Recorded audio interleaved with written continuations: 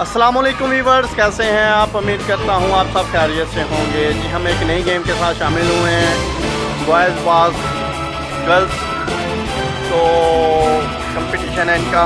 तो इन्होंने बॉलें अपनी पेपर बोर्ड से हिट करनी है। तो इस टीम ने, इनकी टीमों ने, दूसरे जो इनके खिलाड़ी हैं उन्होंने ये कैच करके इन बास्केटों में फेंकनी है। तो शुरू करते हैं इस गेम को।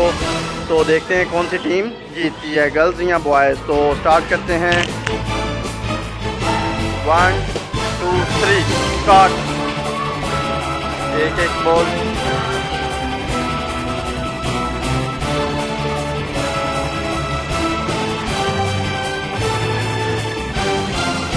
तो लड़के पहले जीत चुके हैं, लड़कों ने। देखते हैं कितनी बॉलें इन्होंने एंटर की हैं। अपनी अपनी बॉलें अपनी अपनी बास्केटों से निकालें। तो 5 बॉलें जो है लड़कों ने एंटर की हैं और 4 बॉलें जो हैं लड़कियों ने एंटर की हैं। तो बॉयज़ के लिए ज़रा ज़ोरदार क्लैपिंग कर दें, ठीक है ना। तो